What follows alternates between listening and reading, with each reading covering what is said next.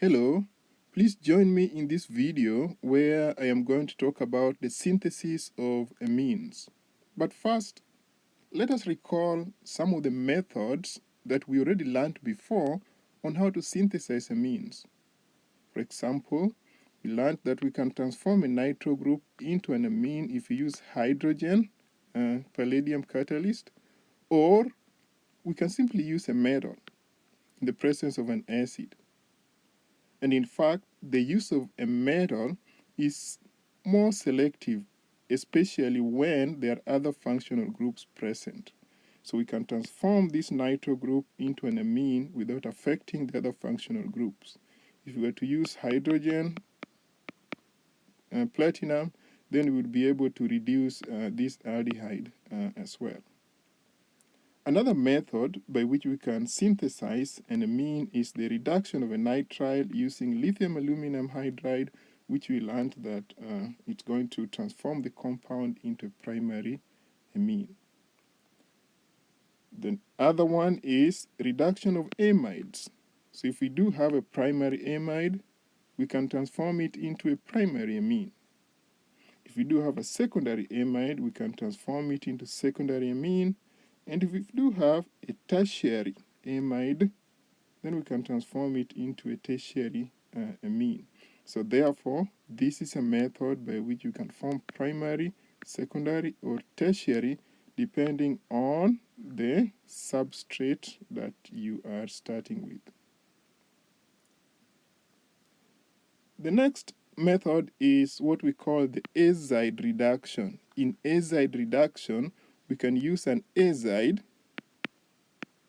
to do a nucleophilic attack on an alkyl halide. Okay, so the azide is going to attack that carbon and then kick out the halide to transform it into the alkylated azide. Then the alkylated azide will be able to undergo reduction. So the hydride does the nucleophilic attack.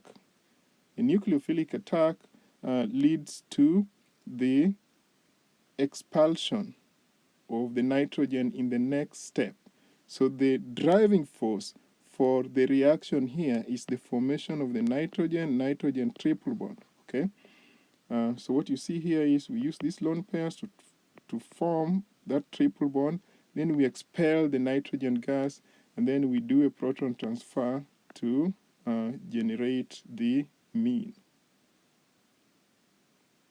The next method is what we call reductive amination. In reductive amination, we do two steps in one pot. Okay? So, for example, if we have a ketone, we can use ammonia to transform the ketone into an imine. Then the imine can undergo reduction to form an amine. So if we use either ammonia or we can use a primary amine, that will form an imine. Then the imine is reduced to an amine. So what happens is that this method, the use of hydrogen platinum catalyst, is not a very convenient method because the use of this compound must be timed properly so it can only react with the intermediate. Otherwise, it's going to react with the ketone and reduce it. So therefore, the best method is to use sodium cyanoborohydride or sodium triacetoborohydride, which have been found to react conveniently to form the amine. So if we use ammonia, we're going to transform the ketone into primary amine. If we do use a primary amine to attack the ketone so that we form an imine, then that imine can be transformed into a secondary amine. Otherwise, if we use a secondary amine to attack the ketone, we will end up forming an enamine. The enamine then undergoes reduction in the presence of sodium cyanoborohydride to form a tertiary amine. The next method is alkylation of ammonia, which you'd think would be a convenient method, but it has its own shortcomings. When we do this reaction, what happens is that the amine is going to react with the alkyl halide excessively, okay, to form the quaternary ammonium salt. So if you do use just an amount that is not excess of the alkyl halide, then you might end up forming mixtures. So the best way is to use excess of the alkyl halide, and then this reaction goes all the way to form a quaternary ammonium salt. Now what happens is that the moment we install the first alkyl group, the alkyl groups are electron donating. Because they're electron donating, they are going to make this nitrogen more nucleophilic. So the more you add, the more nucleophilic the nitrogen becomes, and then you end up installing more of the alkyl groups until it's completely alkylated. Okay?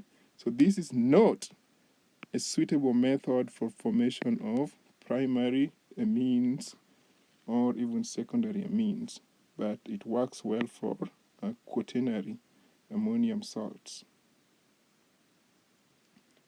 So how then can we synthesize amines from alkyl halides? Well, we can employ what is called the Gabriel amine synthesis. In Gabriel amine synthesis, we use a bulky reagent, that is phthalimide. Because phthalimide is bulky, it can undergo SN2 with an alkyl halide. Okay? So we use a base to deprotonate the amine. Then the nitrogen attacks the alkyl halide, and then once we form this intermediate, then we can be able to cleave the amide bonds by doing hydrolysis. Okay, so we can just use heat in the presence of an acid, and then we can do hydrolysis to form the product, and of course plus the carboxylic acid. Although this method is somehow slow, so an alternative is to use hydrazine.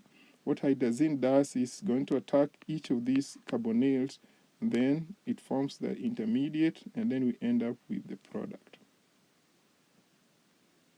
All right. So in summary, we have learned that we can be able to synthesize amine using a variety of methods. Reduction of a nitrile, we can also reduce a nitro group, we can reduce an amide, which we said could give us primary, secondary, tertiary, depending on the nature of our starting material.